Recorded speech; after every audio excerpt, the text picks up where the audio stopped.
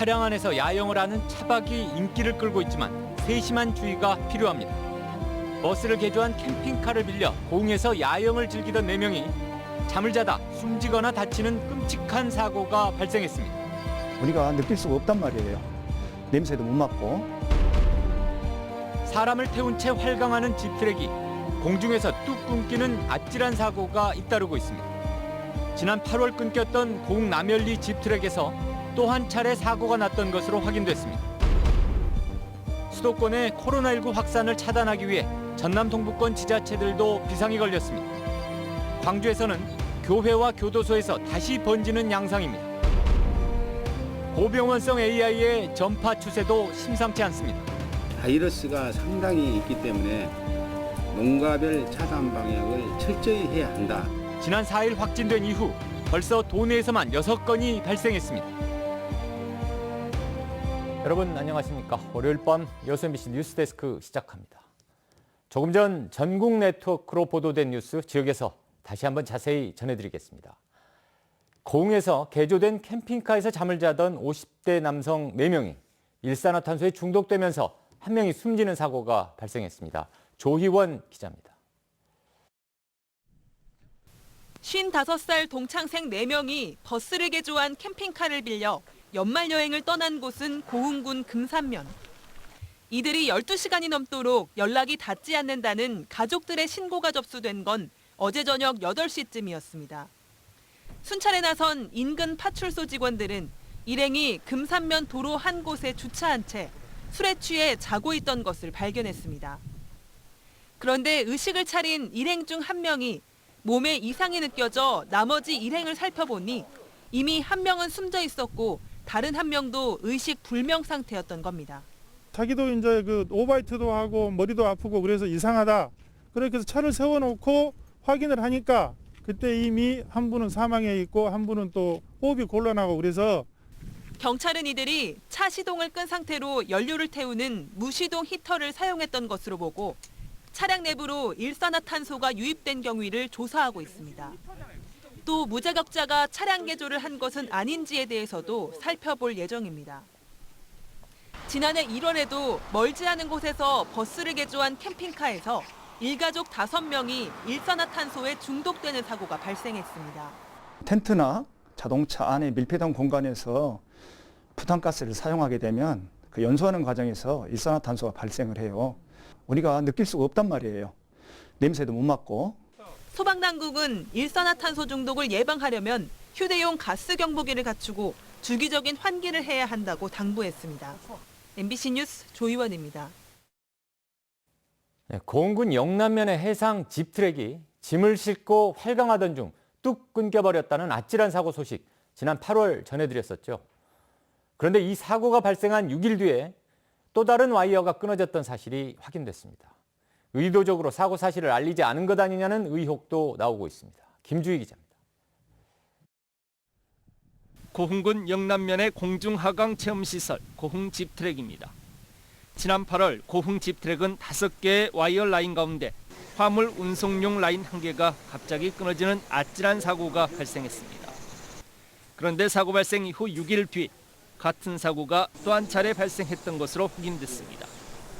화물 운송용 라인에 이어 체험객들이 타던 4번 라인의 와이어도 끊어진 겁니다. 당시에는 운행이 중단된 상태였기 때문에 인명피해가 발생하지는 않았습니다. 고흥군은 추가 와이어 단선 사고를 함구해오다 최근 취재진의 취재가 시작되자 뒤늦게서야 추가 사고 사실을 인정했습니다. 저희가 아마 그 경찰서 조사도 할 때 같이 했었고 그게 뭐 이제 그거나 이제 어떤 저희가 봐서는 비슷한 문제였기 때문에 크게 뭔 그것을 뭐 부각을 안 시켰을까야 이제 그 정도였지 뭐 이게 그 숨기고 그럴 사항은 그게 아니었거든요.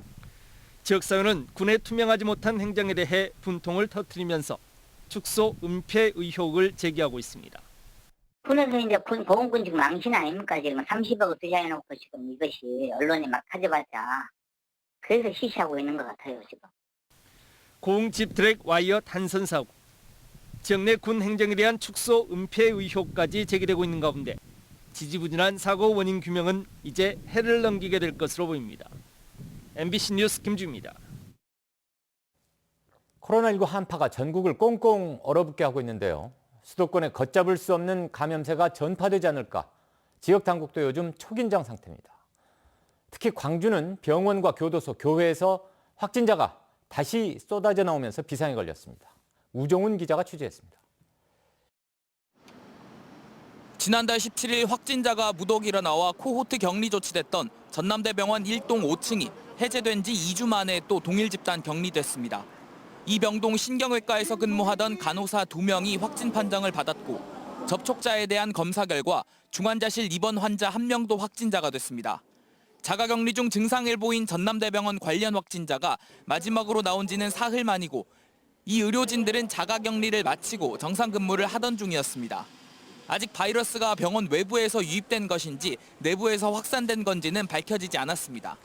그래서 11월 중순 이후에 그 확산된 감염원이 있는 것인지 아니면 지금 동선에 따라서 외부 유입이 있는지 심층 역학 조사가 진행 중에 있습니다. 진정되는 듯 보였던 광주 교도소에서도 수용자 6명이 확진 판정을 받았습니다. 지난 9일 교도관이 확진 판정을 받은 이후 수용자에 대한 전수검사 과정에서 또 추가 감염자가 나온 겁니다. 광주 남구의 한 교회에선 코로나 확진자 7명이 나왔습니다. 경기도 지역 목사가 지난 11일 이 교회를 찾아 별도의 시설에서 소규모 교육을 진행한 뒤 서울 확진자와 접촉한 사실이 드러나 확진됐고 여기 참석한 신도 50여 명에 대한 검사 결과 6명이 추가로 확진 판정을 받았습니다. 지난 11일 교회에서 확진자가 나온 이후 교회 5곳을 중심으로 한 확진자가 20여 명을 넘어서는 등 교회를 중심으로 전방위로 확산되고 있습니다. 이에 더해 감염 확산이 끝난 줄 알았던 병원과 교도소에서도 추가 확진자가 나오면서 대규모 감염에 대한 우려가 커지고 있습니다. MBC 뉴스 우종훈입니다.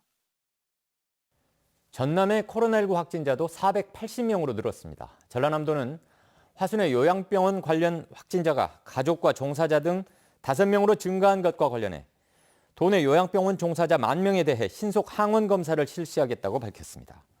또 이달 초부터 도내에서 하루 평균 4명의 코로나19 확진자가 발생하고 있는 만큼 기존에 오후 6시까지 운영하던 도내 보건소의 선별 진료소를 오늘부터 밤 10시까지 연장 운영할 방침입니다.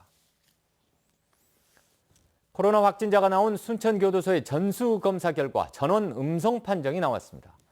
순천시는 지난 12일 순천교도소 직원 1명이 코로나19 확진 판정을 받아 관련 접촉자 340명에 대해 진단검사를 실시한 결과 전원 음성 판정을 받았다고 밝혔습니다.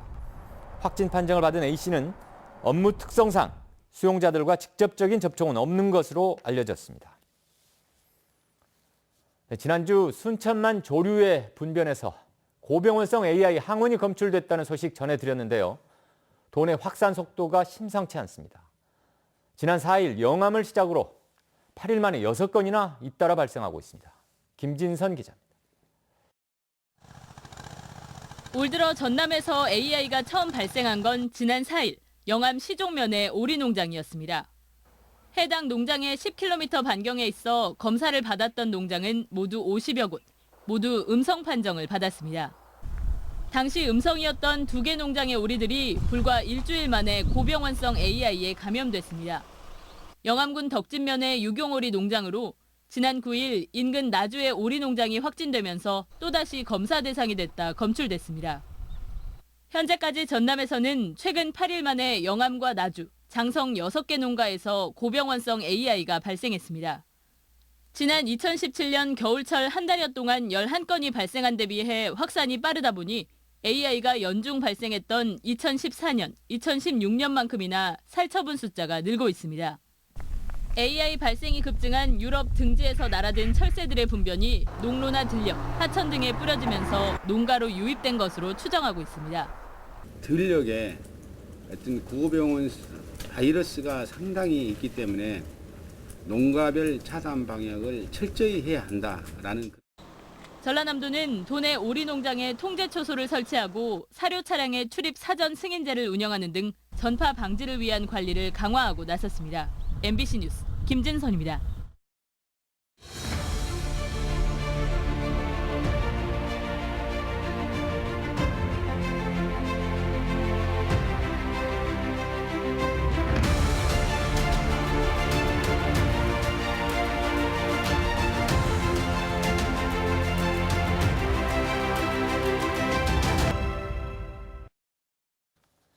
코로나19가 장기화하면서 모두가 어려워지고 있지만 특히 사회 첫발을 준비 중인 특성화고 학생들의 고심이 이만저만이 아닙니다.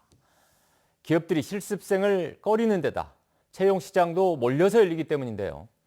학령 인구의 감소로 입학생 모집에도 어려움을 겪고 있다고 합니다. 이재원 기자가 집중 취재했습니다. 실습 수업이 한창인 광주의 한 특성화 고등학교. 하지만 취업 전선에 나서야 할 3학년들은 실습에 참여하지 못하고 있습니다. 3분의 1 등교 원칙을 지켜야 하기 때문입니다. 실습을 실제 학교 현장에서 해야지만이 또 질 좋은 수업을 할 수 있는데 그러지 못한 부분이 좀 아쉬운 부분이라 큰 것. 기업체 실습의 길도 꽉 막히다시피 했습니다. 감염 위험을 우려하는 기업들이 실습생을 기피하면서 3학년 330명 가운데 50여 명만 실습에 나가고 있습니다. 이 때문에 평균 28%를 웃돌았던 취업률을 올해는 기대하기 어렵게 됐습니다. 환경이 어려워지면 가장 이제 생산직으로 나가는 저희 아이들의 고용 현황이 부족해질 수밖에 없지 않겠습니까? 취업률 고공행진을 이끌어왔던 마이스터고도 올해는 걱정이 커졌습니다. 코로나19가 가져온 채용 시장의 변화 때문입니다. 예년 같으면 5월부터 열렸던 채용 시장이 올해는 9월 이후로 몰리면서 경쟁률이 크게 높아졌고 취업문은 그만큼 좁아졌습니다. 인사동력을 만나 뵙고 채용에 휩쓸 그런 걸 많이 노력을 하고 있는데 결과가 그렇게 썩 좋지는 않습니다. 학력 인구 감소도 특성화고의 위기를 불러오고 있습니다. 취업보다는 대학을 선택하는 학생이 늘면서 가뜩이나 낮은 취업률을 더욱 떨어뜨렸고 낮아진 취업률은 일부 특성화고의 입학생 모집 위기로 이어지고 있습니다. 일자리는 한정됐는데 어떤 학벌만 늘어나고 어떤 능력 침체가 어떤 붕괴되는 그런 현상을 우려하고 있습니다. 내년부터 열리는 광주형 일자리가 취업률을 높일 수 있을 거라는 기대도 있지만 이마저도 쉽지 않습니다. 광주시의 출연 출자 기간은 채용 인원의 20%까지 지역 특성화고 졸업자를 채용할 수 있도록 조례가 제정됐지만 강행 규정이 아니기 때문입니다. 12월 또는 1월 부분에 신규 인력을 채용한다고 들었습니다. 그런 부분에서 좀 취업률이 좀 더 동반 상승하지 않을까 그런 기대를 하고 있습니다. 특성화고 아이들이 광주에서 나고 광주에서 자라고 광주에서 또 살아가는 그 우리들의 이 삶의 터전으로 광주를 인식할 수 있도록 낮아지는 취업률과 학력 인구 감소로 어려움을 겪고 있는 특성화고. 코로나19 상황으로 2중, 3중고를 겪고 있는 직업 교육이 뿌리채 뽑히지 않도록 지역 정치권과 기업들의 지혜가 필요합니다. MBC 뉴스 이재원입니다. 네, 전남 지역 일부 고등학교의 학교폭력 학생부 관리가 부적절하게 이루어지고 있습니다.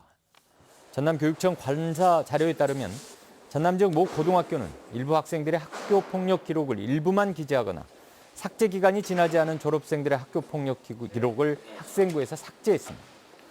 또 다른 고등학교에서는 학교폭력으로 받은 사회봉사활동과 특별교육 처분 사항을 학생부에 기재하지 않았고 학교폭력 처분 내용을 다르게 기재하는 오류를 범하기도 했습니다. 전남교육청은 학생부 관리를 잘못한 관련 교직원들에 대해 주의 조치를 내리고 학생부 관리를 철저히 해줄 것을 당부했습니다. 지난해 광주와 전남에서 결혼한 10쌍 중 1쌍은 다문화 가정 결혼인 것으로 나타났습니다. 호남통계청 자료에 따르면 다문화 혼인 비중은 제주가 13.2%로 전국에서 가장 높고 전남은 11.8%를 나타냈습니다.